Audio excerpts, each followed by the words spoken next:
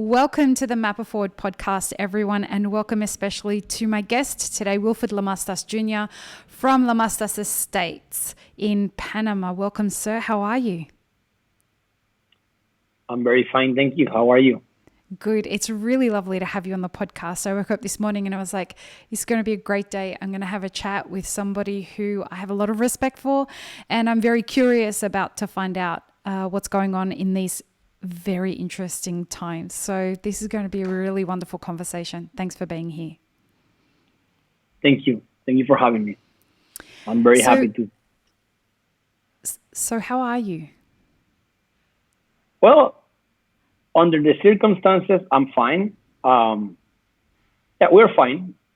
It's very hard moment we're living in, but for us, it's fine. We have to be positive about it.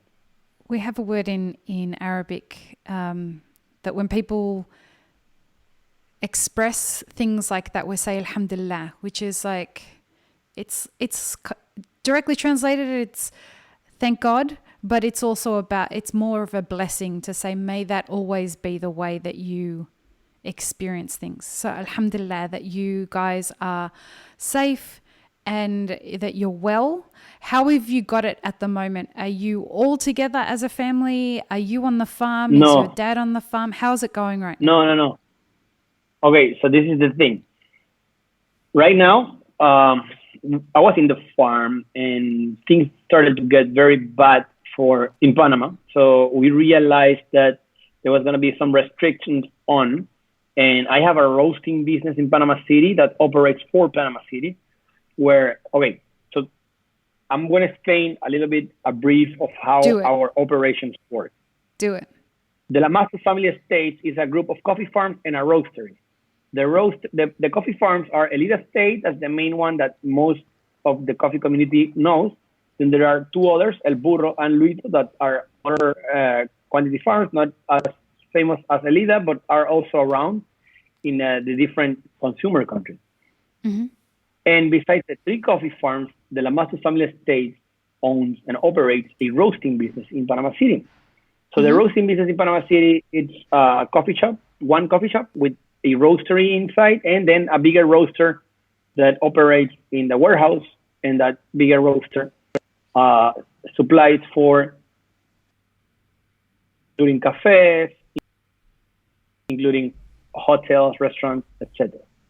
Now, when I was in Boquete, that day, the last time I was in the farm, I could sense that they were going to start blocking the roads, everything. I was sensing that things were going to get very, very bad in terms of quarantine style. So I decided, you know what, I got to go back, and I need to operate the roasting business as I could from Panama Can I ask City. you a question there? The thing is that yes. When you say you got a sense, how do you define that you got that sense? Was it an intuition? Was it things that you were seeing that were starting to be different outside of yourself? So what happens is that we get our authorities, especially led by the health authorities in Panama. Mm-hmm. They had the first conference. So the first press conference. The first press conference they had when we had the first case was kind of a warning-ish. We got our first case. We got to be safe. And then that was like, we're going to suspend school for a little while. And that was like kind of, you can sense there's going to be some restrictions, but it felt okay. A few days back or a week back, a director from a school passed away. And from COVID-19? And a group of teachers were very sick. Nobody knew what happened. And then after the first case was diagnosed, then they went to the body of the guy. They discovered he had COVID-19, and then they went to all the professors and they isolated them, and they realized that one of the biggest schools in the country was having an outbreak. Like it was very bad. So immediately the authorities say we need to take hard measurements. So I'm like, I should get back. My wife was in the apartment in Panama City. We, we can we could have been in Boquete, more fun, bigger space. Here we are in an apartment in the city where we cannot go out. There's no patio. Right. But in Boquete we have a bigger space with a lot of green. But I have staff in the cafe, in the roastery. I have people that work with me. And yeah, if you compare to the rest of the operations in Panama City, if you compare into the operations of the Lamastus family estates, comparing to the farms, the exports, the roasting business is a very, very, very, very small portion of our business. Mm-hmm. But there's staff and there's people that depend on this job. So that's when I took the decision. All of my customers are closed. Hotels, restaurants, everybody's closed in Panama. Everybody that consumes coffee at a regular cafe that you order in. So that's when I decided, you know what, I need to start working on something to try to keep some cash flow, because my main goal is to, as long as we have to be locked in, being able to get the salaries for my staff. So that's my main goal right now. And that goal is going to be, I have savings. I can manage for a little long, but I need to have some cash flow just in case. So I started selling online. There's not a big online culture in Panama. We do sell some online coffee. We are in a touristic area that sometimes during the weekdays it's hard to get in. So some people order their bag of coffees to their offices or home, but it's not a big culture. Now it's changing. Thanks to the situation, it's changing.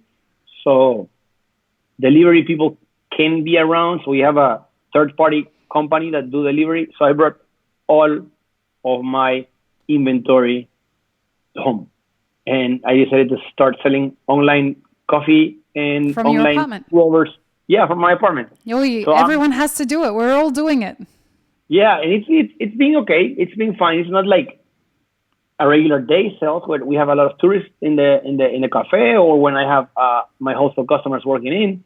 But it's fine. It's helping. It's helping get through these times, and it's getting better and better and better with the time. Of people getting used.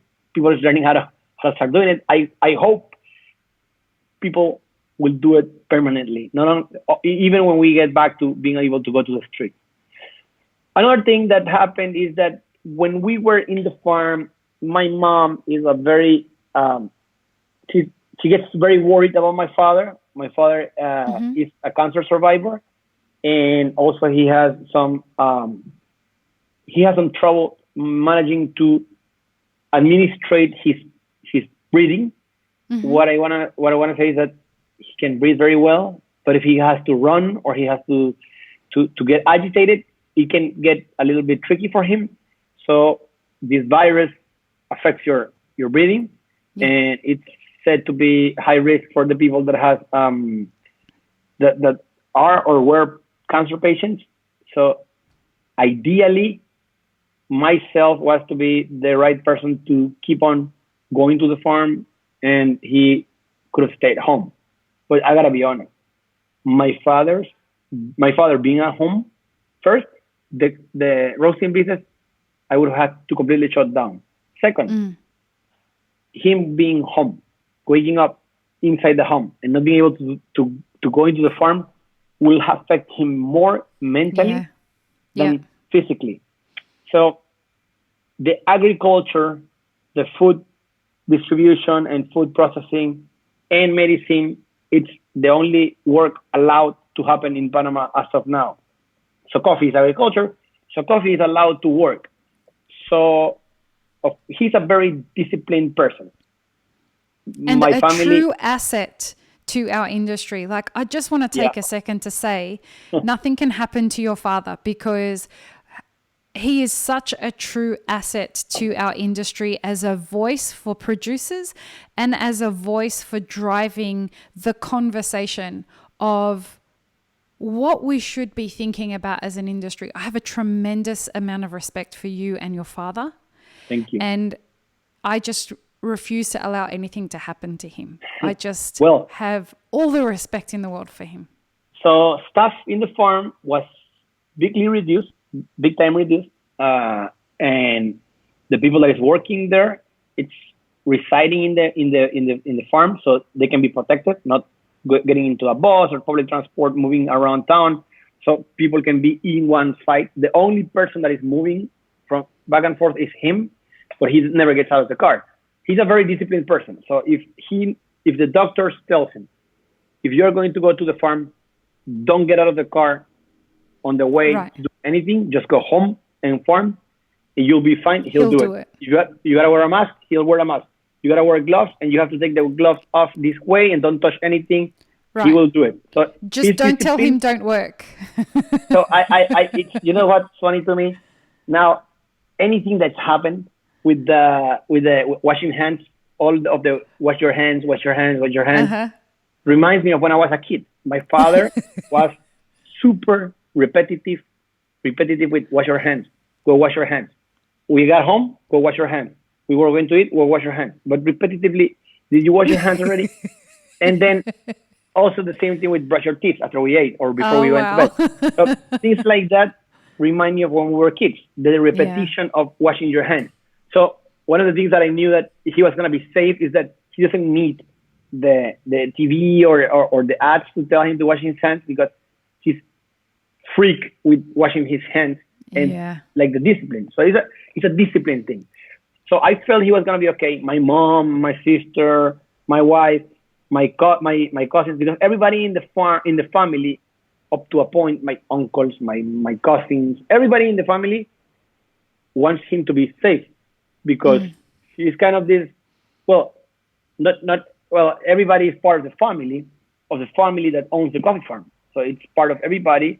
So economically wise, he's a very important asset for the whole family. But also all of my cousins consider him to be the favorite uncle, and they all have a big love for him, all the brothers, everything. So everybody's worried about him, but I knew, because I'm the one that goes after him in anything that has to do with the company. Yeah. So I knew he was going to be fine, because he's very disciplined. He's going to be fine. And he's fine. So he's going to the farm every day. He tries to make the least possible trips to the farm. But what it's been happening right now is that we have to understand something. These are coffee trees. The tree is not going to wait until the lockdown to be over. So coffee fruit is going to fall off the tree, and we're going to lose that coffee tree. We're going to lose that coffee fruit. So we have to pick that up, and we have to process it up, and we have to dry it up, because if you don't dry it, it's going to get bad because of humidity. So all this process needs to be taken care of. There's no visits coming in. The last visit we had was very bizarre time. When they got here, for them it was very bizarre environment. Our last visit is Mama's Coffee, where the barista champion of the world works. Oh yeah. Yu Young and her boss came to the farm, and that was our last visit. We had an amazing time, but they could sense it was bizarre time. Some farmers even canceled the trip because the visit, because they were afraid. They were traveling all around Central America. I remember looking at the photos that you guys were posting, and I was looking at that thinking, that's the last. That is just so strange to see people that close together right now. Yeah. You're totally right. No, but you know what? You're in the United States. Well, I think California is thinking differently than the rest of the United States. I see people's stories on Instagram, or I see something in the television, and I'm like, it's crazy. Wow, the United States you is like freak out. 3 weeks behind Panama. Well, the funny thing was a friend posted on Facebook that what she had, she was watching a show with her daughter, and it was the filming of a Broadway musical from the 70s. And her little girl, she's 3 years old, she said to her mother, "Mummy, is this from a long time ago?" And she said, "What makes you think that?" And she said, "Well, because they're touching each other's faces." Isn't that interesting? That it was from a long time ago, but the reference for the little girl wasn't about the filming or anything, which was what she was trying to get an understanding from as a mother, was like, I wonder how she could see that this was from a long time ago. But in actual fact, what it was from was because she saw somebody touch another person's face in there, And that feels like a long time ago to this little girl that we were allowed to do that to each other. Yeah. It really It's shows completely you true. like how people are internalizing Yeah. stuff. So sometimes in the TV, I'm watching, like I was watching a political, a documentary of politics, and then there was a guy campaigning, and the white was touching everybody's hands. I'm like, He's shaking this is gonna hands be, and you're like, this is stop, gonna shake. no, don't. I don't think that's like the United States is gonna have an election soon. I don't think that's gonna happen. And people's gonna have to understand. Nobody's gonna be able to touch anybody's hand. It's so weird how it's gonna change. But well, yeah. So There's supposed to be voting in, I'm not sure which state. It's supposed to happen tomorrow. oh yeah, And they haven't cancelled it. they haven't canceled it. They haven't cancelled it. But like there's stupid crazy shit going on over here as well. Like there's the governor of, God, I can't remember what state. It may have been Louisiana. Less than a week ago was saying we are not, no, it was Missouri. We are not Californians and we are not New Yorkers. You cannot make us stay in our homes. So if we want to go out, you can all go out. And I'm like, this is not about that. So the worst part is that if you see it, like even us seeing the United States, like our airport is completely shut down. So no flights in, no flights out? No flights in, out, or to other provinces. So Wow. in Panama right now, if you want to travel to another province, you need a special permit, and needs to be work related and to some of these few jobs that are allowed to work, and you're gonna have your temperature checked on and everything. So it's kind of, we're very, very, very big restricted right now until on how we can go out or not.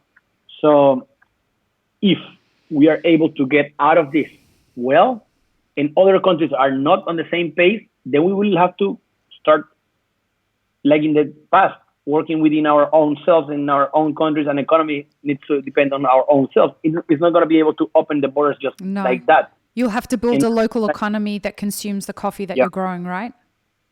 Panama has. No, well, we can export. So you will be able to export? Yeah, exports are open because imports are open. We don't produce anything in this country. Other than coffee. So we need badly, we need, agriculture is the only things we produce. Panama needs badly the medical stuff, the medicine, the mask, everything we need. So we need to have our cargo open. Very important. So on that side, yeah. I'm gonna go back to Yu Young. Yeah. Coming to the farm. So the way Yu Young was gonna come here, it was gonna be 4 very important and cool visits, and only Yu Young stayed visiting because he was the only one that were around Central America. So put yourself to these people's shoes. Yu Young and Yu King Lee left Seoul when there was not even one case in Korea. Wow. While they were in Salvador, Guatemala, Mexico, Costa Rica, Colombia, Panama, while they were in this trip, Korea just became the #1 country after China on coronavirus cases. Like that. And it even flattened out the curve while they were still outside of the country. So when they went back to their country, things were improving a lot. So it's kind of a crazy feeling. So of course, probably they didn't felt it as their friends or families, but they were connected to them, chatting to them, emailing them, calling them. So probably they knew about it. So what happened to them in Central America is very funny. They were in El Salvador, they left El Salvador, and as soon as they left El Salvador blocked the flights or any person from those countries to go in. So they went to Costa Rica, Colombia. So all the countries they went to were case-free, and when they left, they started getting some cases. I'm not saying that they got them. No, but it's just how it went. The only country that they arrived that was already on emergency state was Panama, because it was the last one in the trip. So they had probably the worst experience in Panama, and I felt like, this is kind of complicated.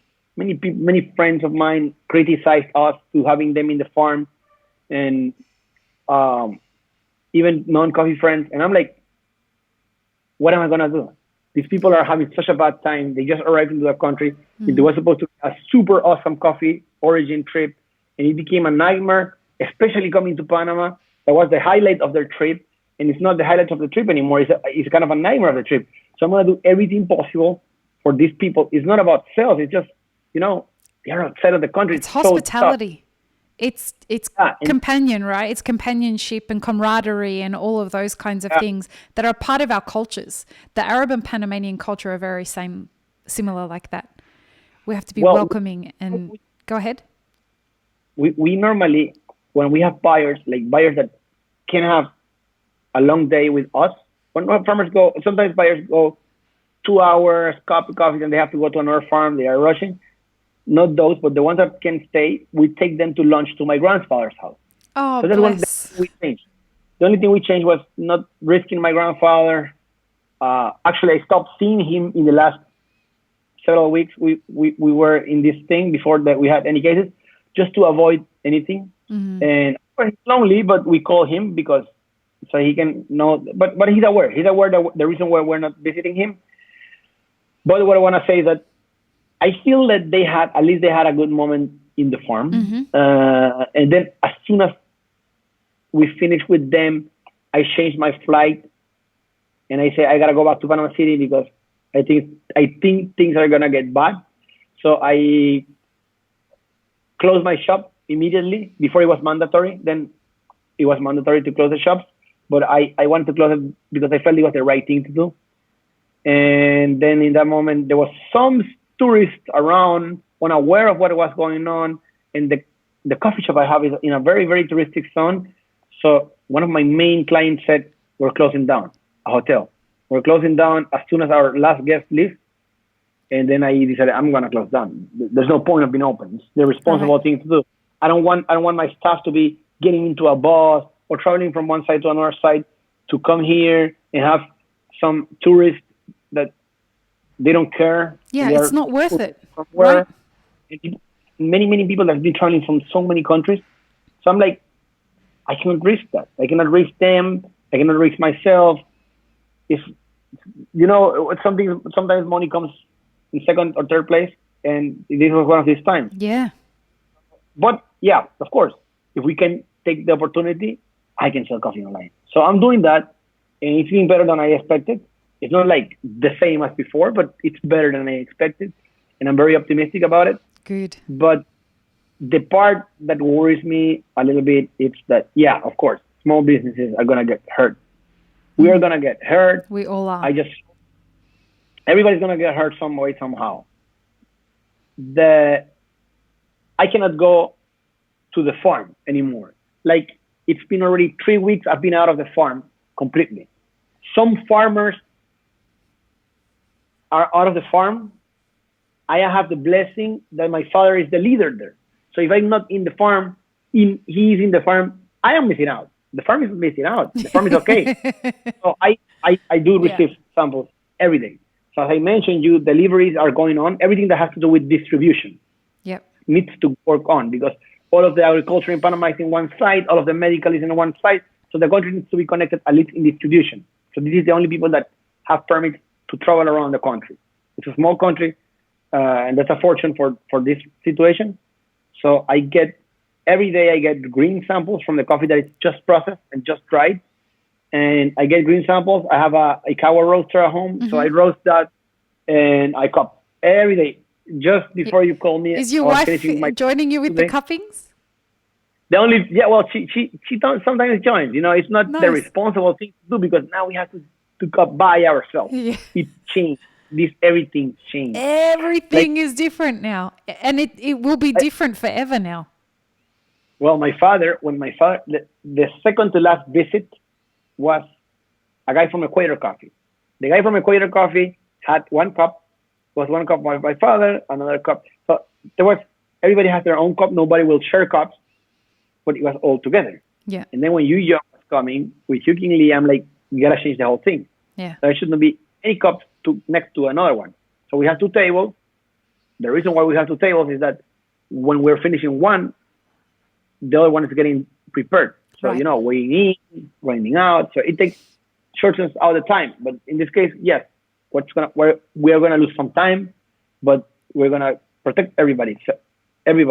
So we got one side for me, mirroring the side to my father, mirroring in the other table. Then there's coffee, so everybody's mirroring. One cup per person. Nobody touches anybody's cup with the hand, with saliva or anything. But that was the last one. Now, what he does, my father, he cups on me on his own, and I cup on my own. And we're blessed to have technology, so we share each other's scores using Craftster app, and yeah, we compare and we are making decisions. I gotta ask you, at what point this year did you start to think, there's this thing called coronavirus and I should start paying attention to it? At the beginning of the year, right after Chinese New Year's. So in February? Yeah. Why? Because the first thing that I had that hit me like coronavirus is getting us bad was, well, I remember I have some friends in China that have the distribution for the brand Brewista, and they gave me some really nice cups for my competition that I love them. And then that was back in November. I used them in nationals. Then I was about to use. I wanted the same. I'm like, okay, so let's make the same style, different color, with the kettles, the Brewista kettles. But now I need the voltage for Australia. So I was talking to them about it, and they're like, yeah, of course, we're gonna make them. Congratulations on winning. And then they say, hey, everything's gonna be slowed down because we are locked in. We cannot go work. Right. That's the moment I'm realizing, like, wow, this is gonna get bad. And then we started thinking, are the Chinese gonna be able to come to the country? But during our minds, so let's go back to February, March. The discussion was early March. Even not even, it happened so fast. This happened so fast. So February and early March, our thoughts were how things are gonna be with Chinese people that are gonna come visit the farms or that are supposed to be judging the best of Panama. How things are gonna be with them. In our minds, it was only Chinese people. Then it spread out to Korean, and then we started getting like, what's going on? So this is a big chat group of all of the members of the Specialty Coffee Association of Panama. The first time I saw that Korea was extremely bad. Yeah. And I'm like, oh my God, this is not good at all. Actually, I remember the day after St. Valentine's in the farm, we had a group from Black Gold Coffee. It's a big importer in Taiwan, and they do with all of Southeast Asia mostly. And they have customers of all of Southeast Asia, and normally they travel in a 20 people group. So they decide, okay, some of our employees are gonna come with us, some of our customers are gonna come with us, and every year they get the cut on 20 people. And this year it was a little bit less people because all of the group that was coming from China canceled. Okay, well, then now China's starting to cancel trips, so it's gonna get back to normal. But what we were thinking it was gonna get back to normal, it was getting back to normal to them, but it was getting worse to us. It's getting worse around the world. And it's getting worse around the world, except for them, they're getting better. Of course, they are now facing some issues, but it's not as bad as ours. And I think that early we realized it, but we realized it in a wrong way. We realized that there was something going on with China that was going to affect us in our visits, in our sales, in our imports for gadgets like the ones that I wanted, the cups. But I never thought it was going to affect us this way that is affecting us right now. So it happened so fast. It changed everything so fast. And, well, then I remember my father travels to California every 3 months or every 6 months, depending on the doctor, to check on his health, cancer. That he's already cancer free, but he needs to go for checkups.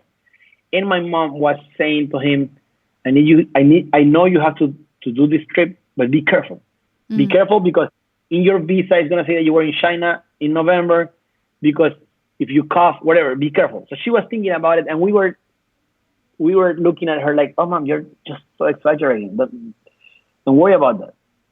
But very, very little, it started getting very bad. And the problem, a few months back, the problem was buyers were hesitant to come because they didn't want any trouble at the airports. They didn't want it to be quarantined or put in some room. Tell me more about that. So they were troubled about coming to Panama because they didn't want to be quarantined in Panama, or you mean coming to America? So what was happening was, if you come, so America was a big issue because the United States was closed the flights to any Chinese. So that was a big issue coming through the United States because Chinese travel could not happen to the United States. The other one was that buyers were saying, if I go to Panama, oh, there's no cases in Panama, just come in, feel free, it's not going to happen. They say like, yeah, but I'm coming from Japan. Japan is the third country back then, right, with the most cases. It seems like it was if I come from Japan, 2 years ago, doesn't it? It feels like it was 2 years ago that we were saying this stuff. It feels like it was 2 years ago, exactly. Yeah, exactly. It's crazy. And it was only 4 weeks ago. Italy was not even in our minds in that moment. No. So they started coming, right? They started feeling hesitant into coming into Panama because what was happening is that the Ministry of Health in Panama was saying to the people, okay, you are allowed to come into the country, but you need to stay in the hotel or house you're going to stay in for the last 14 days. For the next 14 days, you cannot go out, and we're going to be checking on you. So, of course, their trips were short. They were not going to come for that. Right. And that was the problem a few months or less than 2 months ago. The problem was just worrying about airports, right? Worrying about the issues of the airport, the measurement of the temperature, and then all of a sudden it was just not that. It was already a problem, a big problem, a serious problem. And then, but our president was like, okay, we're closing down the airports, and that was extremely crazy. People flying out of the country, people flying in the country. There's a girl, my wife is a graphic designer and also an event coordinator. Mm-hmm. So my wife started coordinating Best of Panama. She started coordinating the Barista Championships in Panama. She started creating the event as her main job, but because she had the passion and whatever, she started doing that. And one day, for learning purposes, she's joining as a volunteer for the WBC that happened in Amsterdam. Okay. We were going as a coffee company, my father and I. So she said, I'm going to go with you guys to Amsterdam, and I myself should go into volunteering. So she applied for 6 different fields on volunteering. She volunteered the whole competition. So while she was there, she made some friends. And one of the friends was a girl that lives in Israel, but she's from the United States. She got married to an Israeli guy. And apparently in Israel, there's not a big coffee culture specialty competition, right? She's trying to build that. And she's so in love with coffee. She doesn't even work for anything with coffee, but she's just so in love that she's trying to coordinate these events. And she brought Aga to Israel, and she made the Aeropress competition, so on. So she comes to Panama. Her plan was to check the country, to visit all of Panama City's coffee shop scenery, which is very nice, by the way. And she went to the coffee farms. She contacted most of the coffee farms. She stayed in our farms for several days. And it was like a dream trip for her. That became a nightmare. Yeah. Just I can only became imagine. A nightmare. And her flight that she was in Volcan. So Volcan is the other town, for those who don't know. Volcan is the other town that is not Boquete. Boquete is one of the rich coffee growing towns. Volcan is the other coffee growing town. And then is Renacimiento. For those who want to attach a farm to those regions, I can mention Carmen State or Finca Sofia or Finca Deborah are in Volcan. Then I can mention that in Renacimiento is the Harman family, which is very famous. And in Boquete, it's Lamastus family, Elida State or Hacienda La Esmeralda. The Peterson's farms are around in Boquete. In Boquete, right? Yeah. Yeah. So Volcan, it's like 2 hours away from Boquete driving. So she moves from our farm there. She was gonna stay there. She was gonna visit the farms over there, and then she got an email. Your flight's been canceled. She was flying Oh Panama, no. Spain, Tel Aviv, or something. I don't know how to explain what she was trying.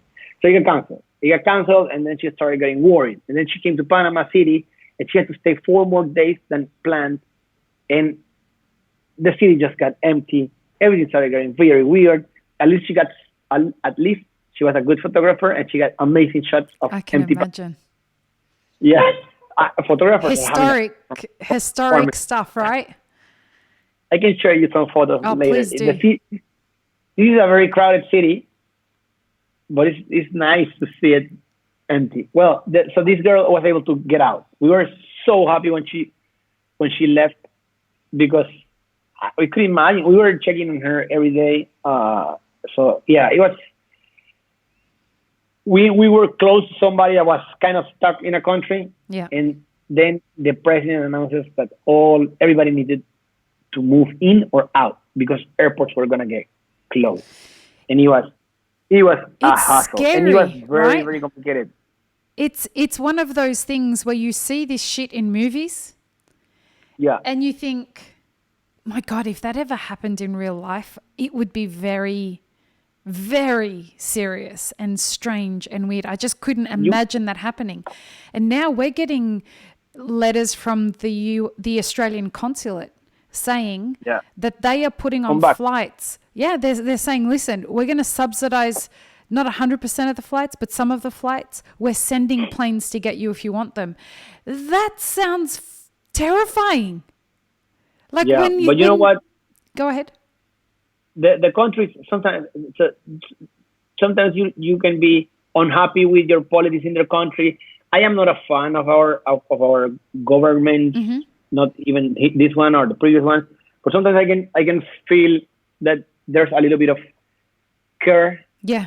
a human care from some people.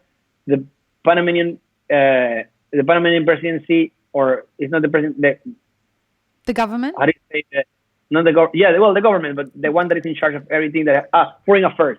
The Our foreign president, affairs? He was on top of everybody that was outside of the country to get them in. Yep. Australia's doing the same what? thing. They're You know doing what everything they happened in can. Panama? There was a huge group of Australian people, of Argentinian people. They were not even in Panama. They were used because Panama is the hub. That's why we got the worst part of the coronavirus, because Panama is the point of connections of all of Latin America. Transition, right? Everybody transitions through Panama. Most of the flights that goes from the United States or Europe or wherever to Latin America goes through Panama.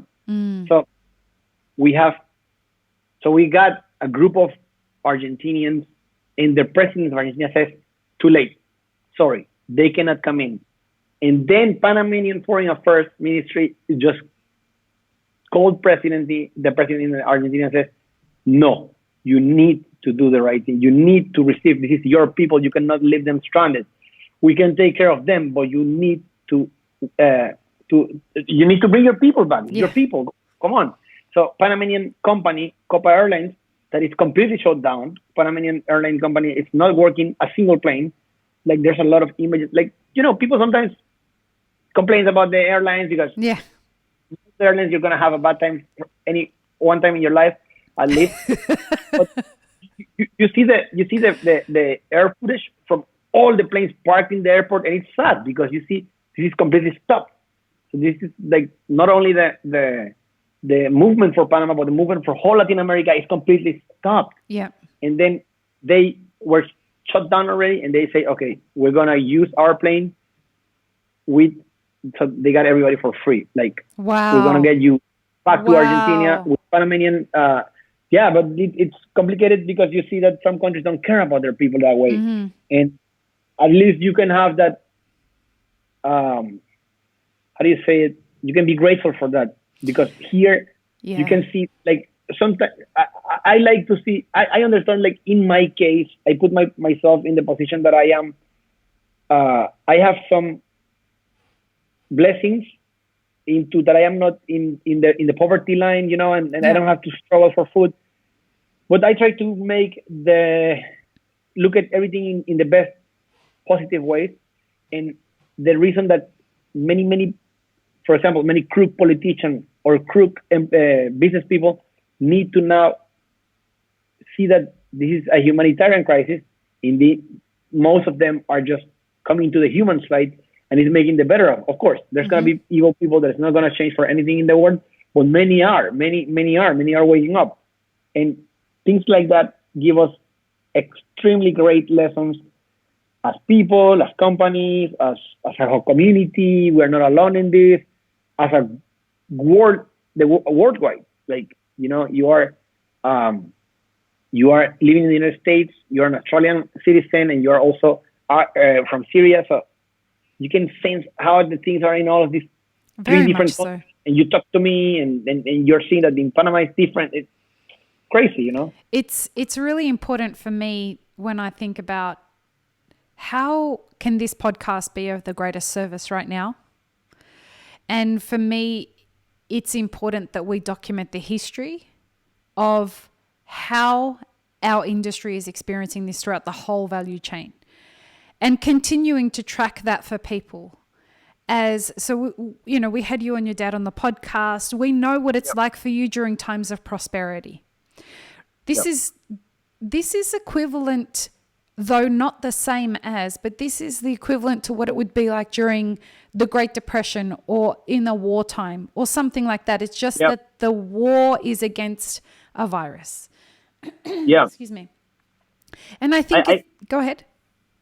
No, finish. Sorry. And I think it's important for us to understand what the health and economic consequences are going to be from a historic perspective in real time. So we won't know in history what this moment means, even though we're having this conversation, until we look back at it.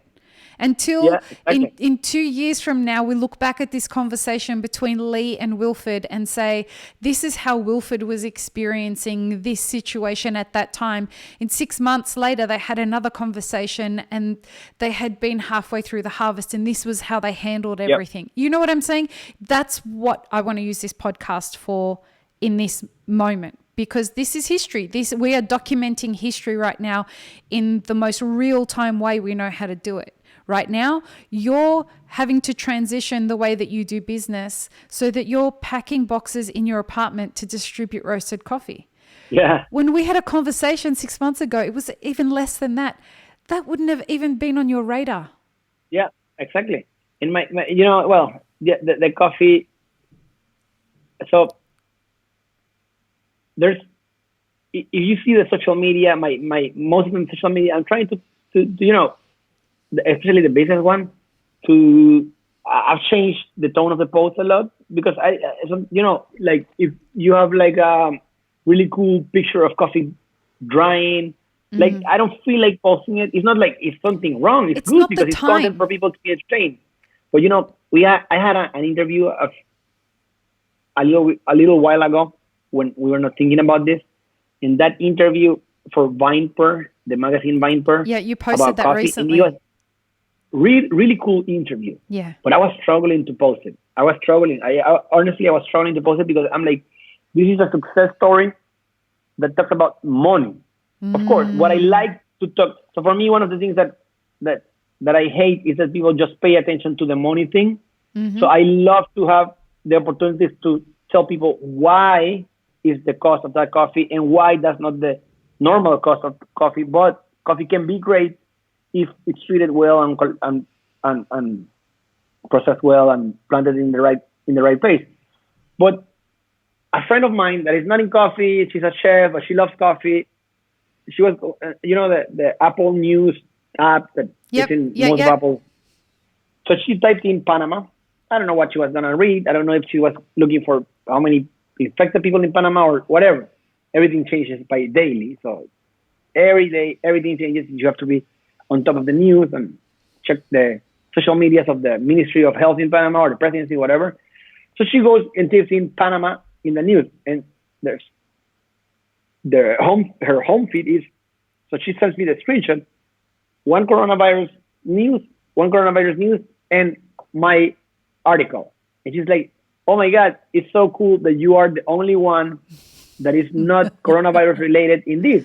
It makes it interesting because there's something different that people can read into.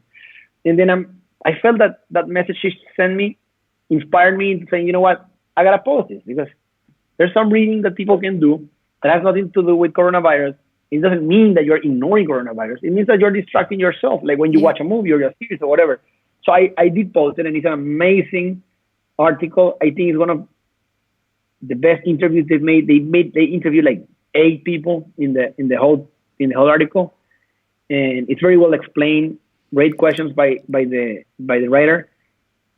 We'll include a link. We'll include a link to that article. Yeah, cool. In the show notes.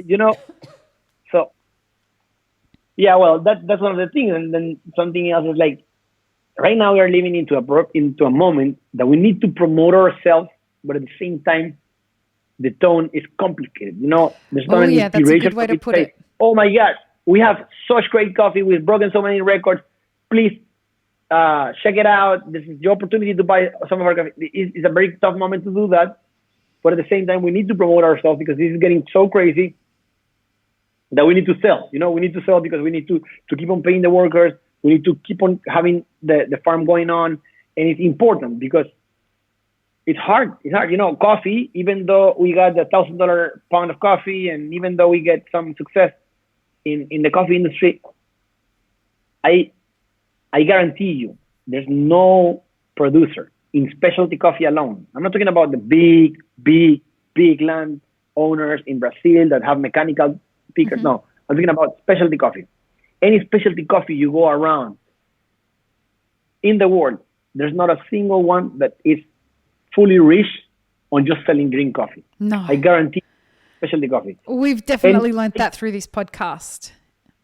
And I have that, for example, you have a lot of great interviews here that kind of showcase that. And then you have people that are wealthy, but they are not wealthy because of selling green bean specialty coffee. Probably they can. Probably someday we can be very wealthy. I don't know if we can, but right now it's not the reality. And yes, we are in a better economical situation than we were a few years back, but it's not like we are rich because of green coffee. And our only activity is coffee. My father, myself, our only activity economically is coffee. Yeah. So we depend on that, and we are successful. But that success is new. It's not new for us because we started good. It took generations. It took generations, exactly. And what I want to say with this is that right now we are in a position that we can sense that if things are going to be very, very bad this year, because they're not going to be very bad. They are already very bad. But we don't know. So being bad now, with no certainty of how bad it's going to be in 4, 5, 6 months, if it's going to be better, worse, or the same. So that uncertainty is very hard. So we can feel that those coffee companies that are willing to buy coffee because they have a strong online account, or they are based in Korea that is getting better, for example, or for some reason, we are getting to be one of these farms that it's taken a priority. It's a priority for some green bean buyers.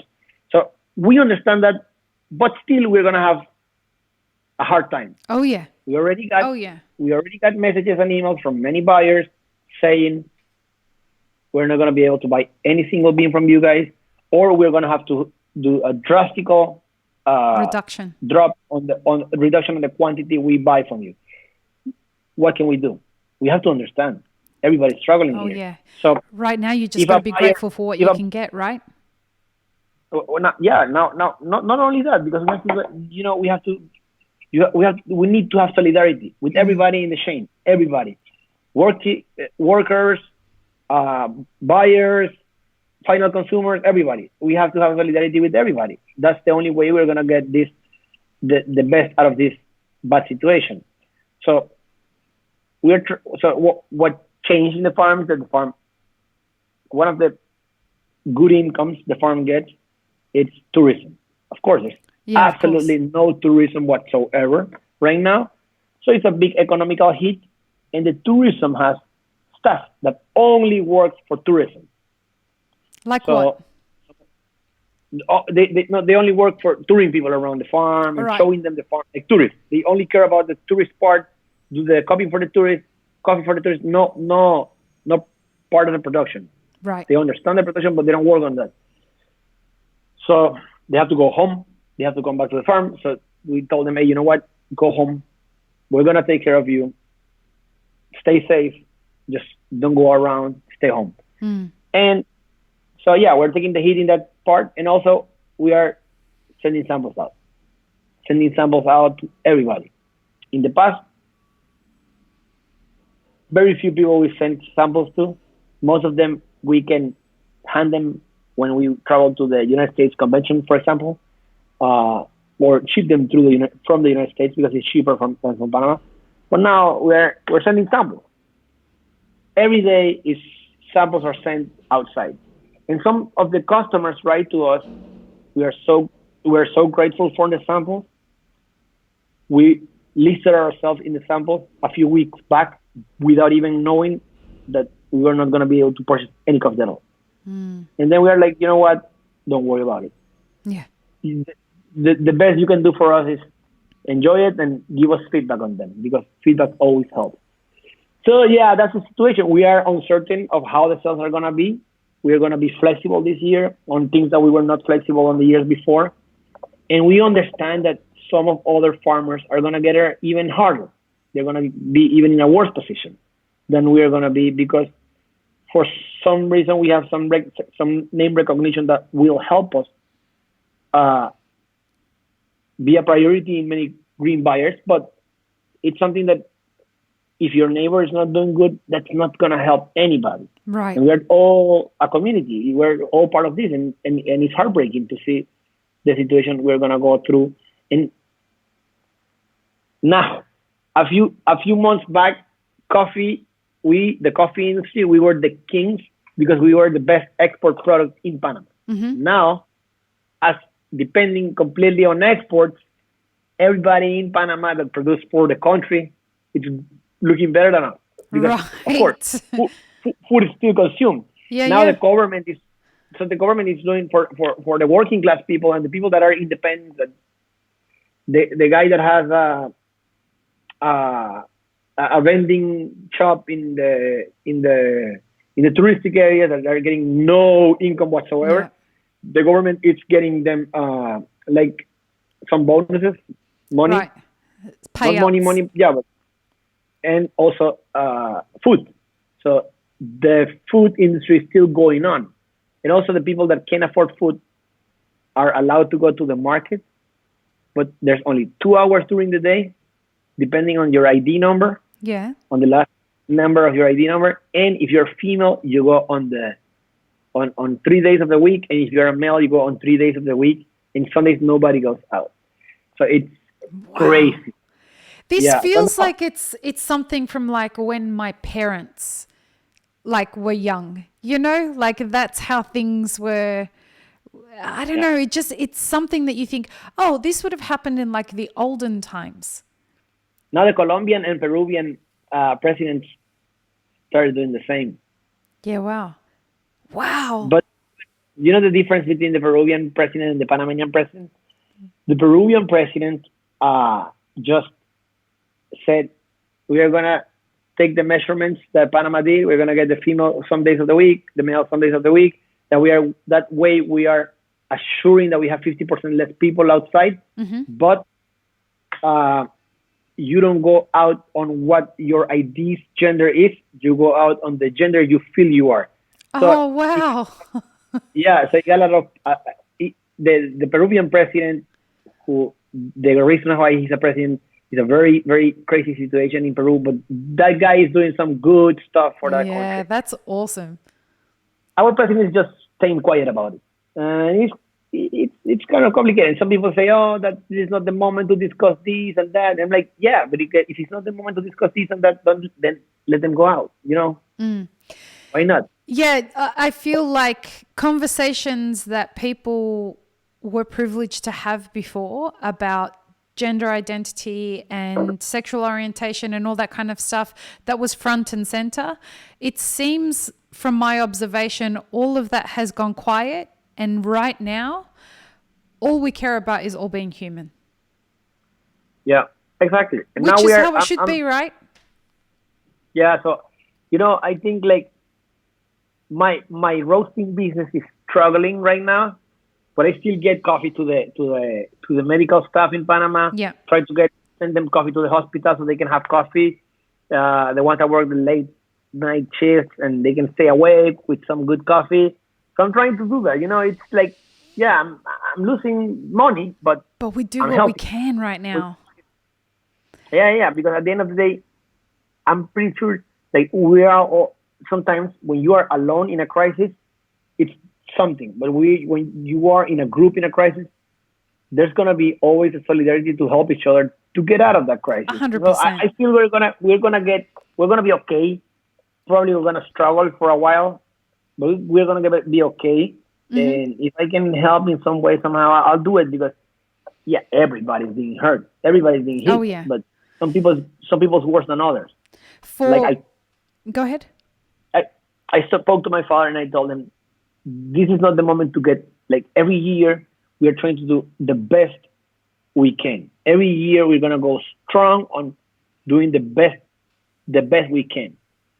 This year, we don't have to do that way. This is an unedited, different year. If we do things right, like staying home and self-isolation and everybody cooperate, then we're going to be able to say that next year is not going to be the same. So Let's do everything possible to have this year go through.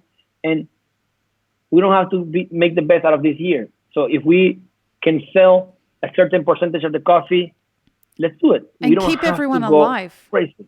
Exactly. And we don't have to go crazy on trying to make, like, you have to sell every single bean of coffee. And now by saying that, like, for example, I'm not saying that anybody's going to do it, but let's say that a coffee buyer that is in a solid position, that it's selling coffee online in a strong country, probably, let's say, China or Korea, Taiwan, that are the better shaped ones that buys coffee from us. And they say, oh, you know what? Let's start lowballing these producers in Panama because their geisha coffee I consider is too expensive, and this is the year to. That's not solidarity. And then everybody needs to cooperate on the part of the chain. 100%. That's something that I wanted to talk to you about as well. But before we move on to that, I just want to say Mappa Forward and Elixir Specialty Coffee has been testing a solution that we're going to roll out. It's a solution to bring everybody in coffee back to business within the next couple of weeks. And so we tested the solution and it worked. And so now we're going to move into the next phase of trying to put the whole movement together. And this is so that we are trying to, I'm not a fan of handouts because I'm a big believer in dignity, and I'm a big believer in getting people back to doing what they love doing. And so for the last month, I've been working on a solution and meeting with a bunch of people about trying to figure out how we can do this. And I for a minute, I thought it wouldn't happen. And then on the weekend, it happened.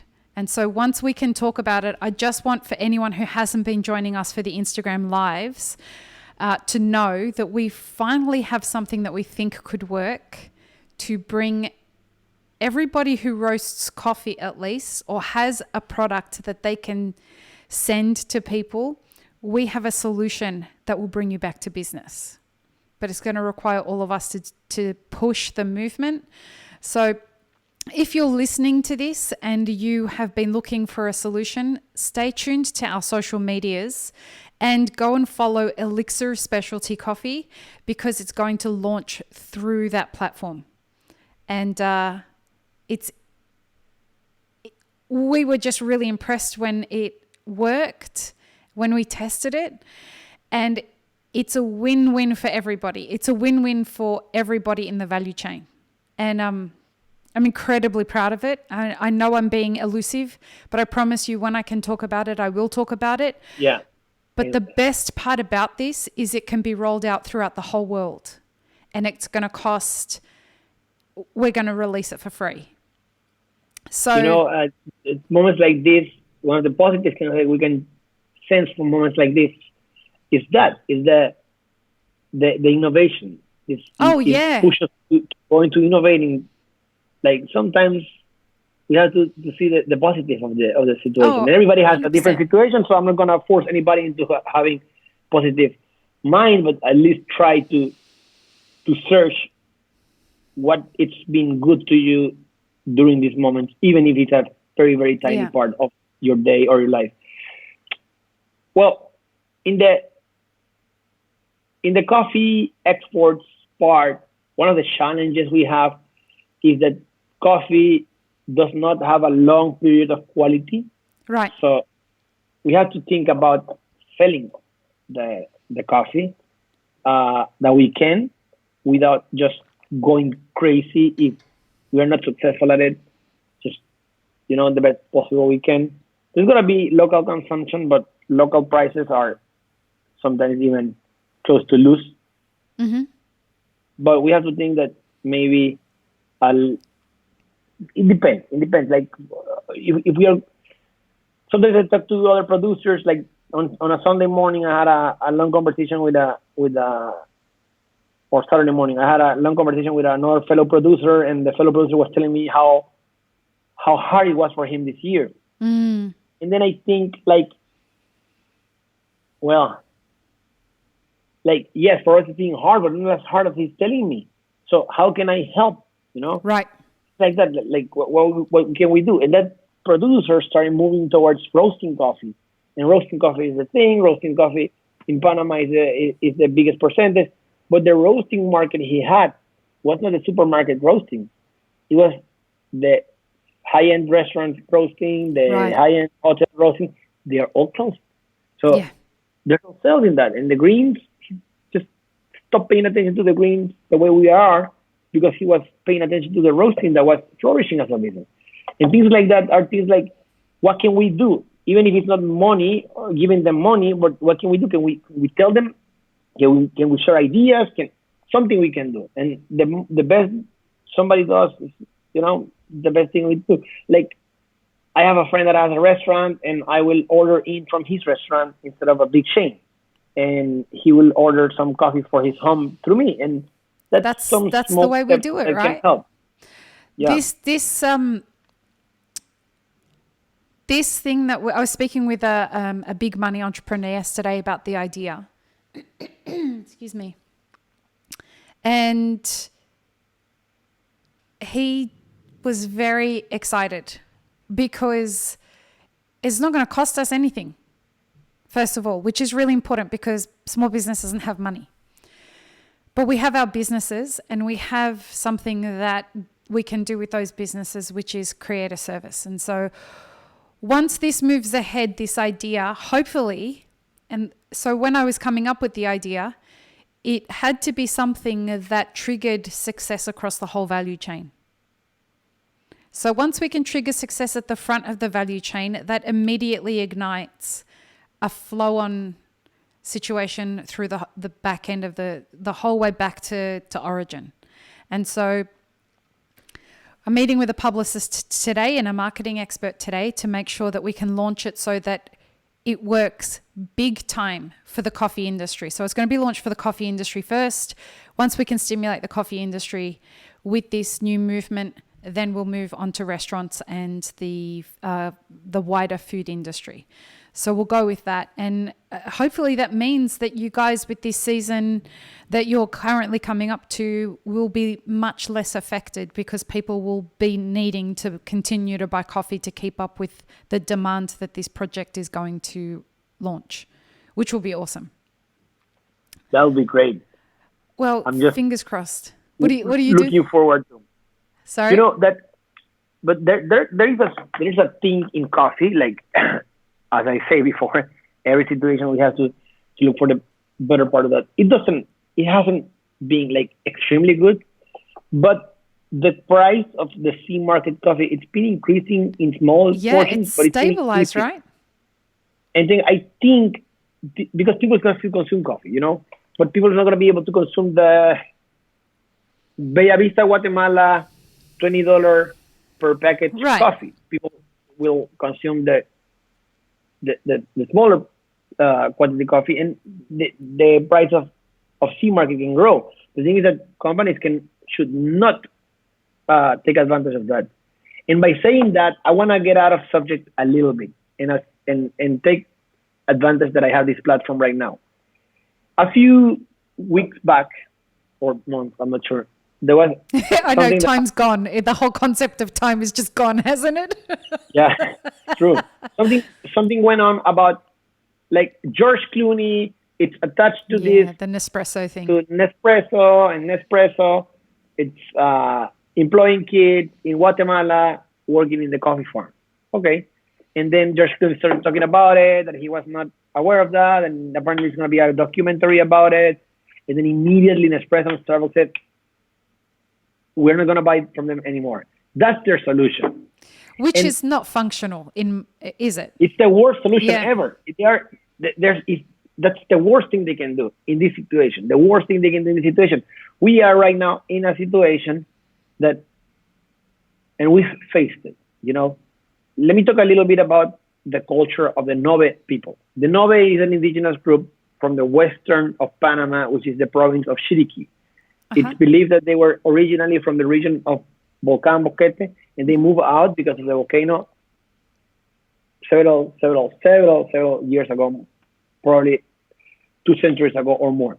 They moved out to another region of the province, and eventually they started working in coffee. Everybody believes that the Nobe group is the workers in coffee from the early beginnings, but it's not true, because when my great grandfather inaugurated the farm, he was not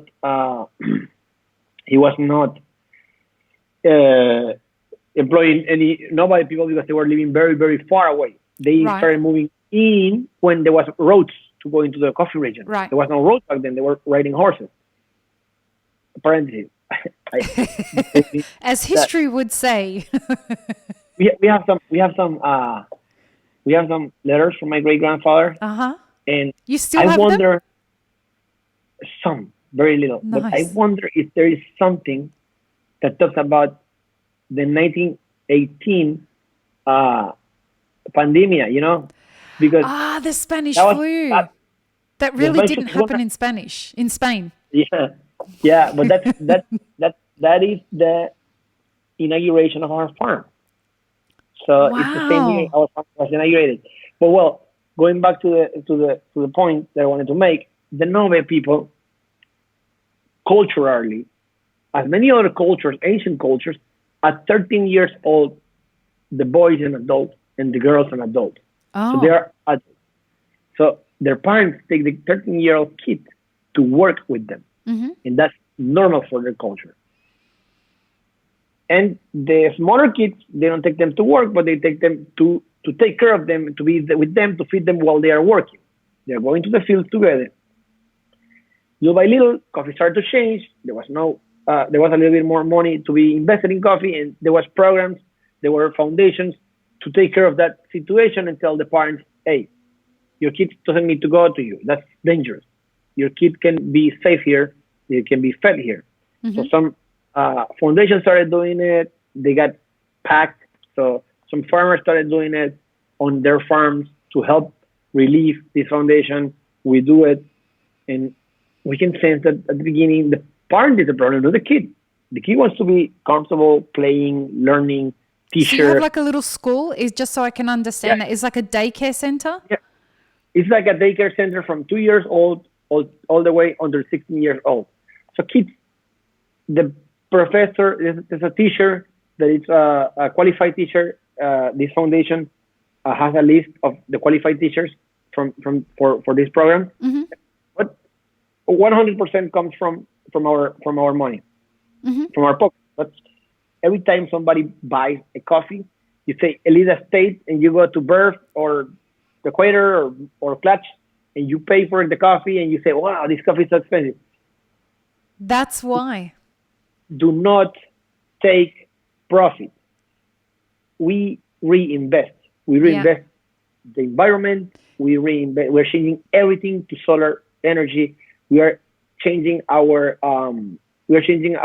our dryers. There's mechanical dryers for Yep. when it's we need them. So the mechanical dryers are not going to work with nor electricity nor any smoke. Many of most in the world work with smoke, and they have extremely sophisticated afterburners. But even the most sophisticated afterburners will do some damage to the environment. So we changed everything to solar, big investment. We created a school a few years, like 6-7 years back. We created this school because the foundation could not take the kids with them anymore. And the school started with a smaller room, and that's a big room. Yeah, and we are going to have to even get it bigger. And we're not going to do anything about it. But we calculate that at least 50% of the kids or 40% of the kids are not even families that work in the farm. They come from neighbor farms to the but it doesn't matter. It doesn't matter. They're being looked after. That's the nature of a community, right? The kids take on us the meals, all the meals of the day, and the kids education, recreation, and sometimes there's even volunteers that come and work with them and bring activities and stuff. And it's very beautiful to have the volunteer people. You see that some people love helping. But you can see that these things can be done when you have a good payment for the coffee. Now, you go and you think about our coffee farm, or you think about Esmeralda Coffee Farm, and you see the price of these coffees, and you see the ways we do it, the work, and you can understand why we can reinvest in helping these kids. And why the 2019 school was smaller than the 2020 school.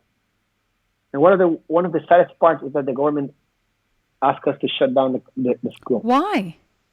Because people cannot be crowded. They cannot be crowded. The people, the teacher cannot travel from one side to the other. So it's crazy. The whole thing is crazy. There cannot be any type of crowd. But then you think about what Starbucks solution is. Oh, we are abandoning them. Abandoning the But that farm. doesn't help. Abandoning anything doesn't help. At all. You know what happens? They should, if they want to, like, I don't think neither of those two companies have the best PR, and both of those companies have a lot of money. So they should be investing in programs, real programs, Right. not just media. Understanding the problem, understanding the culture, understanding how they can contribute to elevating the situation rather than complete demolition of it.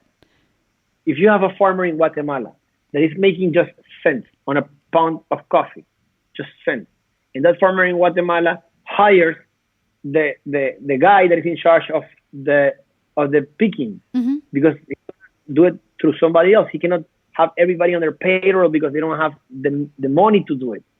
And then this guy that they rehired to get the pickers, and they pay the pickers per amount of coffee picked, get somebody, and that somebody gets the kit with them, and then that comes out. It's not good, but it's the worst thing you can do as a buyer is to just abandon the project. The best thing you can do is to understand the problem and try to fix it.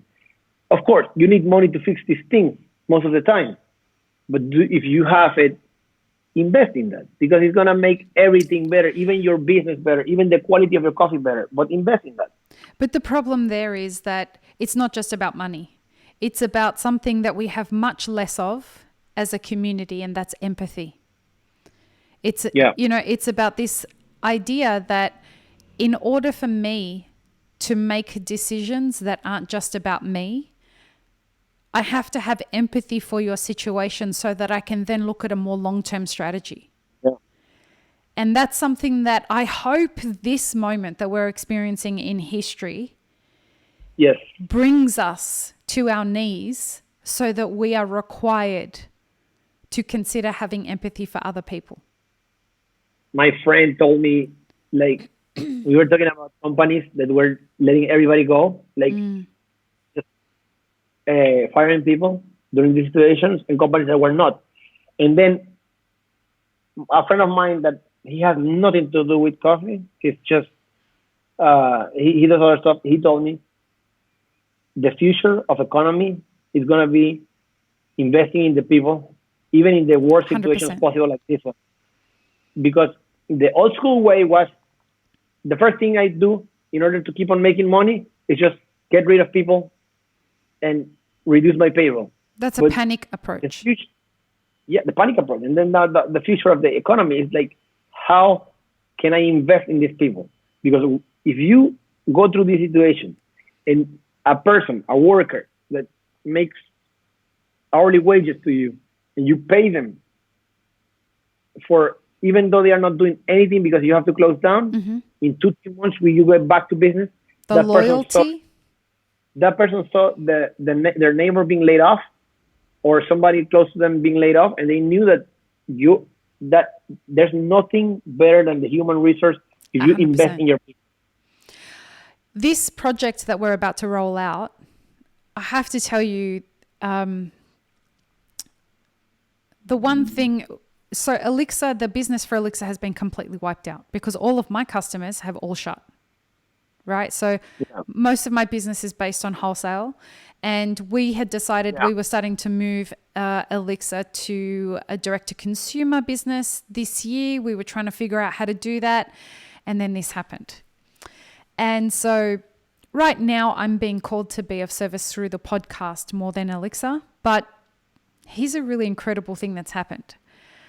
We come up with this idea. Well, I came up with this idea, I tested it, and then I realized that I'm going to need help. I'm going to need help from people to build the websites for it, to roll out the marketing for it, and it's all going to cost money. But I don't have that money right now because any of the invoices that are outstanding from my customers, I know they're not going to be able to pay them. And I can't ask them to pay those invoices right now. It's just not okay. And that's the way I can be there for my customers, right? But the people who I said, listen, I've got this work that needs to get done and I can't pay you what I know you're worth. And they're like, no, you're not going to pay us at all. I don't have a job right now. And this is the best way that I can show up right now. So if this does stimulate Elixir's business, then just pay us then. But if it doesn't, I don't care. We don't need to get paid for this. This project is so important for the whole coffee industry. We're going to do this for free. That's amazing. And I have just been so impressed with the people that have shown up, and when I've said, I need help with this, and they've said, we got you. You're doing this for the industry. We're doing this for you. Yeah. And more than anything, I think that the people who have a natural tendency towards empathy and to be of service, this is an easy moment for them. They're just looking for the opportunities to be helpful, right? Yeah. It's the people who are typically focused on, I have to protect me. I'm the only person who's important. I have to make sure that I look after everything that I'm responsible for and fuck everybody else, right? They're the people who are going to find it incredibly challenging in this moment for the interpersonal reasons, looking inside themselves and saying, well, right now, money doesn't do anything for me. And having a lot of beautiful cars and an amazing home and all of that, that's not going to do anything for me right now. The people I have in my community that are going to ring me and ask me, hey, listen, do you need anything? Like, have you spoken to anybody today? Did anybody care enough to ring you and ask, have you caught COVID-19? That's worth everything right now. That's the people who are feeling rich right now. The people who have people that call and check on them. The people who call and say, do you need me to have somebody send you some food? You know, I have a friend that he's very raw when he speaks, but very, very honest. He calls me on Sunday and he says to me, hey, this is straight conversation. Calls me, hey, what's up? Hey, please tell your father to take care of himself because there's not enough ventilators here in Panama. That's the only thing he said. That's the way he said to me. That's the way he says I want your family to be safe. I love your father. Yeah. I mean, isn't it so beautiful to watch people's hearts grow bigger than they ever had the opportunity to grow their hearts before? Yeah. If this now, you know, Go ahead. No, I'm sorry.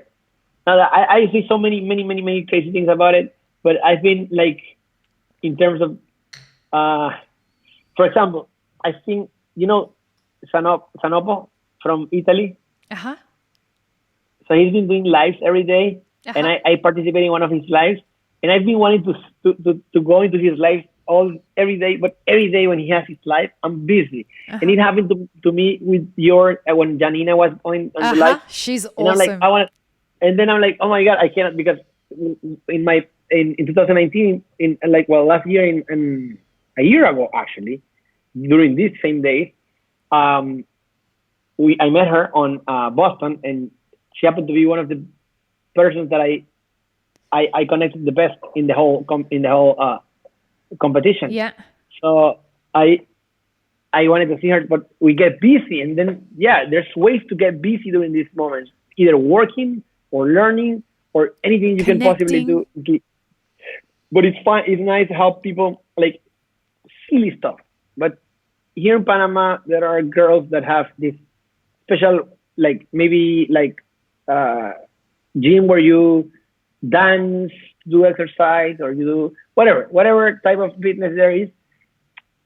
They're all given for free. Like, is your wife doing that? Your wife was doing personal training or something?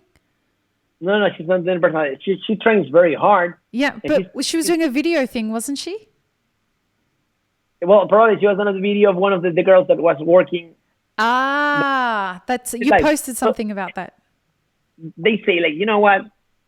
I am going to give my class for free so people can have the little stuff. Everything adds up. Everything matters. It really does. Everybody that has done something, like the people that goes into, for example, I see like Thomas Kenner, one of the best chefs in the world. He's just giving out recipes for free. And things like that help, because if you don't do the recipe, it entertains and it makes you feel like, oh, thank you. And I try to, like, there are so many recipes for making coffee at home. Yeah. But like, if you go to my social media, you can see how I did 2 recipes. Yeah. But I try to so most of the recipes at home, nobody knew they were gonna be sent home immediately. Oh, you're right. And they're not gonna be able to have the coffee. Probably somebody that has coffee at their office or something. They didn't know they were gonna be in this situation just overnight. So what I do is different, like everybody else does here in Panama, in the United States, in Australia, in Asia, everywhere people do the super cool recipes for making coffee at home. I'm like, I can share them. I can share the Campos coffee, for example. Yeah. I can share Canina's recipe. I can share on my social media for people that don't know them, that they just want to have coffee and they can follow that. What I'm going to do myself, the ones that people can do with affordable stuff. No skill whatsoever. So if you're not a coffee professional, it's very weird that you have a Kaya scale at home. And I'm like, I'm going to show people how to use a Hario V60 with a filter without anything else from a coffee gadget community. No expensive kettle, no expensive scale, no expensive anything. And then I made a tutorial about it, of making the coffee with heating the water on the pan, and it tastes amazing, the coffee, if you do it right. Is it up and on then your I'm Instagram? Like, it's up in the Lamastus family page. I'm going to link to it. I want to watch it. I probably it's on there, even in my personal one, it's on home brewing. Okay. Highlight on story. And then there's another one that is posted that is making coffee in the coffee maker. And the one that I use is the Bonavita one that is a little bit pricey, but you can do it in any other one. Like, use a regular coffee maker. You can have great coffee on the coffee maker. And I just want people to feel like, don't be left out. You can still have great coffee at home. Yeah. The only thing you have to invest on is in coffee. But I say to people, like, hey, you don't have to buy the geisha. No. You have amazing that it's not geisha, and it's really good, and it's not as pricey. Of course, it's pricier than commercial coffee, but it's not as pricey. It's something you can afford and you can enjoy at home. And, just having a cup of coffee, if you live with your brother, you live with your wife, or you are by yourself, you can, sit down, have a conversation either by Zoom or Skype, have a coffee. Yeah. and it's a positive feeling. And yeah, It's I need to connection, post right? more. Yeah, and then but all these tutorials online, all these people willing to teach, even if you don't learn anything. Like, you know what I do? I go into recipes. Like, I'm not gonna do the recipe, Yeah. but I just, by looking at them explaining, it feels good. It feels that people is wanting to share something with you that they know. Oh, yeah. I know about coffee. I want to share with you about coffee, and then you know about something else you want to. And those things make you feel like we're all in this together. We're willing to put a small little grain of sand to help everybody else, and that creates that feeling of a community. Yeah. I have a question that I really, really want to ask you, and I know that you have time constrictions, so I want to make sure that I get it in before. Just like that, it's an hour and a half. It's just crazy. Yeah, it's so fast. It goes so quickly, but so is 2020. So one thing that we keep getting asked by people that they want to ask you, how are you approaching the way that you will approach the harvest this year with the new observations that you have to do with regards to physical distancing, with regards to people potentially being sick, your workforce being hit? How are you as a businessman, how are you and all of your leadership team looking at this, not just from a sales perspective, but from a production perspective? How are you looking at it and thinking, this is the plan for how we're going to get coffees picked and processed and ready for export? Okay, one good thing is that the timing wasn't right, but it wasn't as bad. So we were able to have a big portion of the coffee being picked already before this craziness started going. We still have coffee to pick. People, we were able to get even before, because my father, when he was sick, he started wearing masks, and he has a big admiration for the Asians. And then there's dust in the farm, so we had masks even from before, to avoid people getting sick from the dust. Just, there's a lot of dust coming in and out, cleaning constantly because of the dust. Now it keeps going, but to avoid COVID. And then pickers will isolate. They will not go together to just one region. So they will spread out. It's gonna take slower to finish, but at least we're in the last part of the picking. So they're isolated when they pick. The drying beds, each person has a drying area on their own without getting closer together. Then one of the things that were the closest thing to do was the selection, the manual selection. Most of the people on the manual selection were asked to go. They are gonna still be paid, but they cannot be there because it's too close together. We have the fortune that we got a machine that helps on that. It's a great machine built by a Taiwanese guy, and we are doing the machine, and we are doing also slower, isolated manual selection, just manual checkup, because the machine is just helping with that. And we're trying to have a lot less people, and everybody spread out. And my father is funny because it's like a big warehouse, and then there's like a second level, but then part of the thing is like a big roof. So he goes out and he can talk to people without getting close to each other. Like, let's do this, let's do that, and that's funny.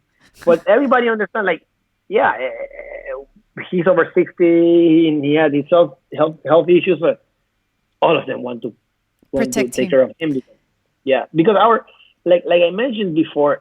Like, our team is so valuable because our team is trained to understand every single step of coffee. Like, our team, we mentioned this in the podcast with my father, but I want to repeat it again. Our team is not the team that just knows how to do their own job. That's it. No, they understand everything that has to do. If you're not a picker, you understand what the good picking is. If you're not a person that is in charge of drying, you understand what good drying is. And so on and so on and so on. So you understand the whole concept of the coffee farm and why. The most important thing is the why. And how do they do that? Because they understand how to cup.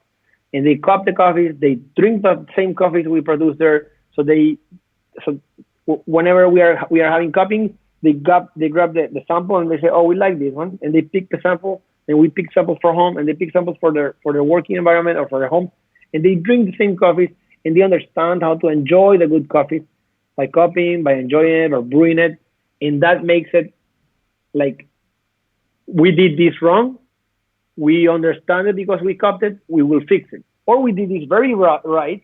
It's so amazing. The coffee ended up being so tasty that we have to repeat doing that to other coffees. So that is very, very rewarding, and it's very satisfying. Like, they get happy.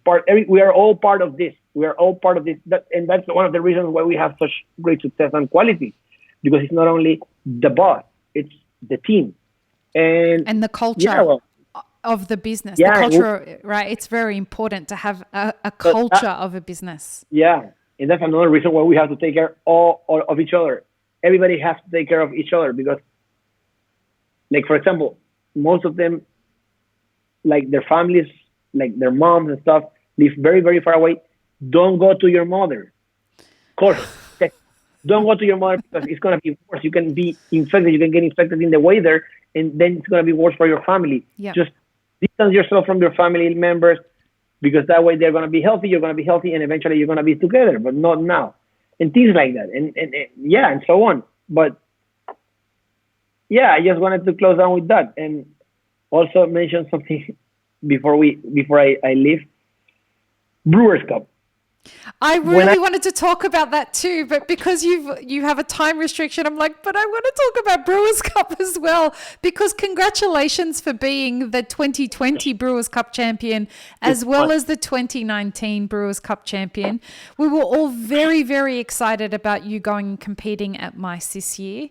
Yeah, it's disappointing, I got to say. But do you have a trophy there? Oh, he hung up. I think he'll come back. No doubt. Oh, dear. Let me see if we can get him back. Wilford had a few problems with regards to some time restrictions, so I'm not sure what that was attributed to, but we will see if we can get him back on with all of this. Otherwise, it was destined that we only went for an hour and a half with this conversation. But who knows? I'm trying to get him back, everyone. Oh, his Wi-Fi connection is down. So we'll give him a couple of seconds to come back on. While he is trying to come back on, I will take this opportunity to say that if you are not following us on Instagram at IMapItForward, please come and follow us there, or join our mailing list so that we can let you know about this project that we are launching.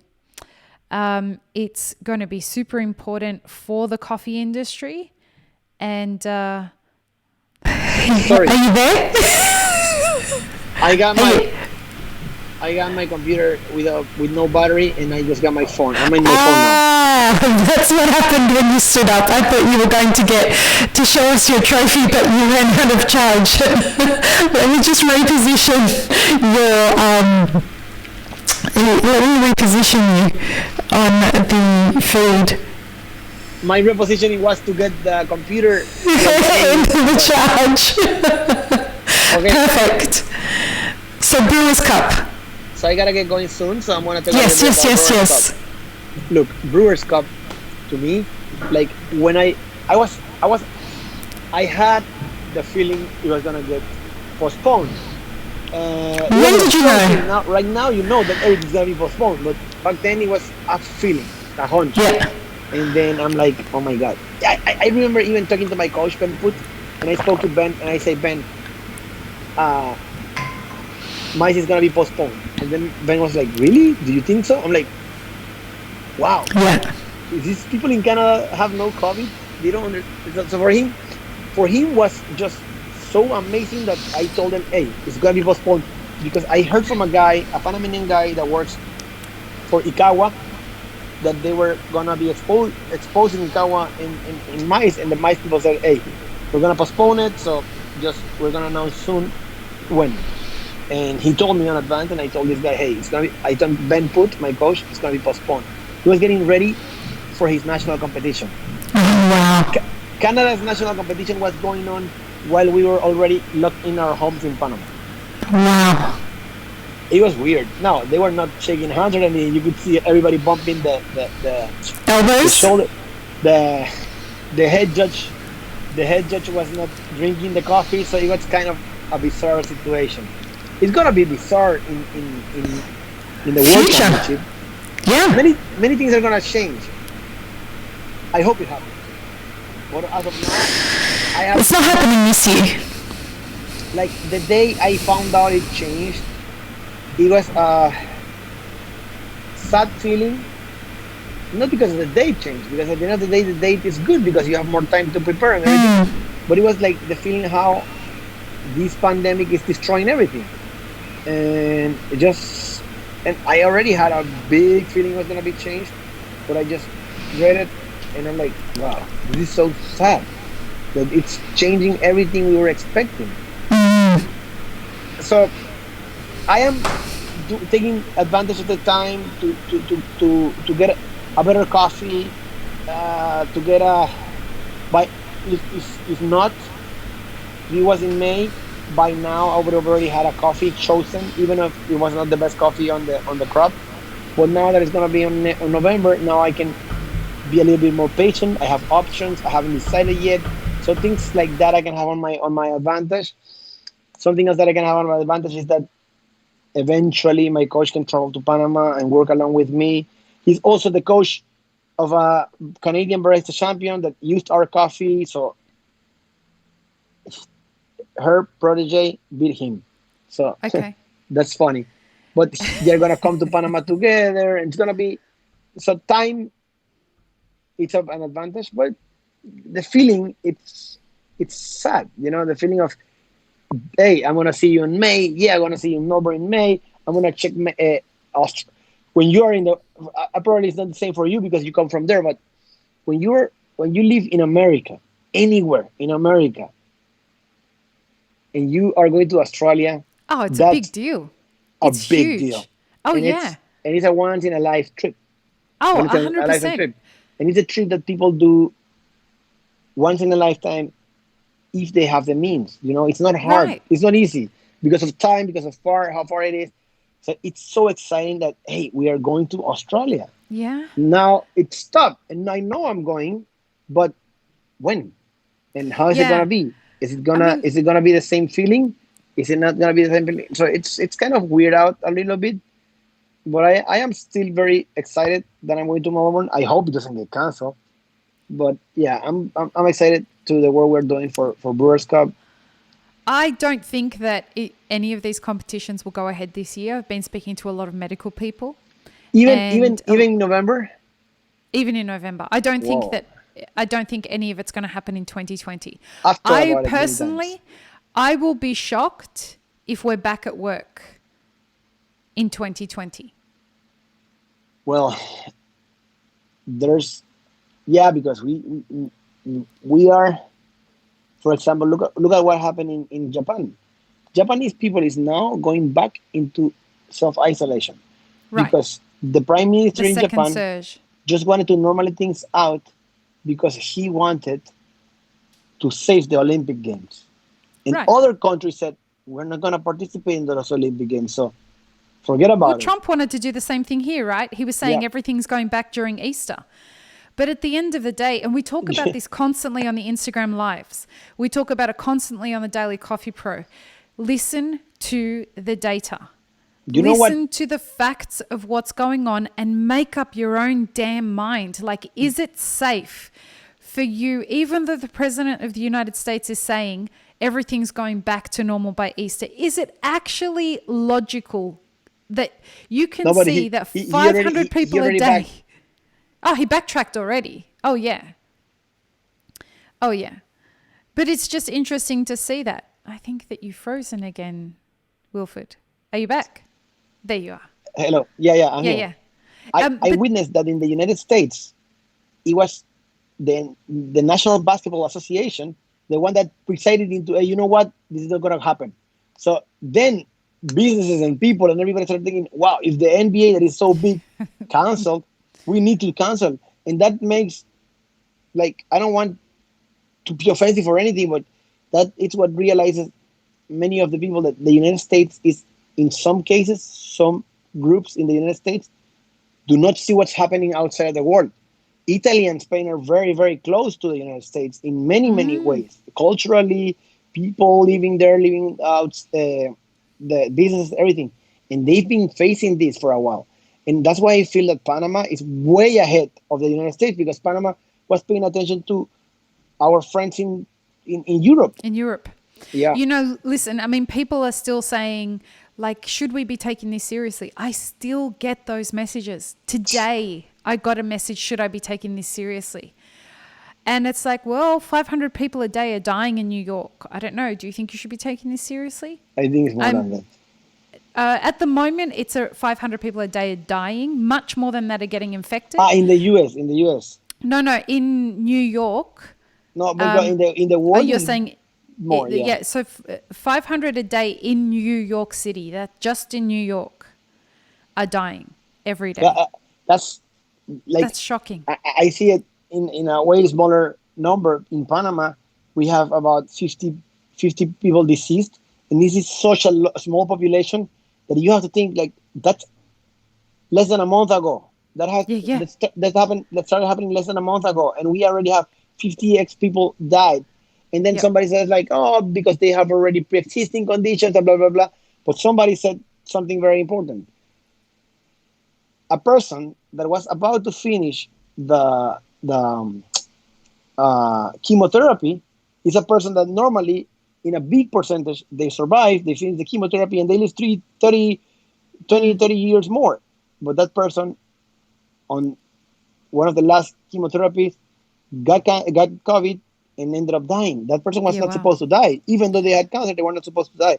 Somebody with asthma, that person is not supposed to die. People that live with asthma. Yeah. And the governor just said, I was listening just before we started the podcast, the governor of California, Governor Newsom, who has been doing an extraordinary job. He said that 50% of the people who are infected and dying in California are under the age of 49. That's very young. That's 11 years younger than my father is. They are them driving this message home because they want people to realize, listen, we know that in China it was an older person's disease. Yeah. We know that in Italy that wasn't 100% the case, and we are telling you now in America, do not think this is the case. This is very dependent on the host response. So for anyone who's listening that doesn't know what that means, the host response is determined by your genetic makeup and your physical health at the time. So what is it that's unique about you that's going to formulate the way that you respond to having this virus? The host response is incredibly important in the way that you experience this disease. When I had it, I was very lucky. I had a mild case of it. I got a fever, a little bit of a cough. I was out of breath a lot, but I recovered within a couple of days. Other people are not so lucky. Well, in Panama, a 13-year-old girl died. Wow. I know people that it's been very, very, very slight fever, but there's a 13-year-old girl that died, and what she had asthma. I had asthma, and I'm super healthy. So what I want to say is that it's not like it's a very fragile person. It's a person that has something with their health, but something that is very treatable that you can live with. 100%. And so, well, I gotta get going. I know you've got to get going. Snap. So thank you so much. Thanks again for your time. Our industry is lucky to have you and your family really charging the way and generously giving with conversation and with your ideas and having a great intention for driving the industry forward. I hope that we can check back in with you in about 6 months and see how you're experiencing the situation. I hope we are all super good in 6 months. But great. Yeah. So best of health. Stay safe. We love you all. Your family is very dear to the coffee industry, And so please stay safe, and we will talk to you soon. Thank you for doing this, and thank you for keeping people entertained and informed at the same time. Thank you, sir. Have an amazing rest of your day. Peace, love, and peanut butter, everybody. Bye. Thank you. Bye.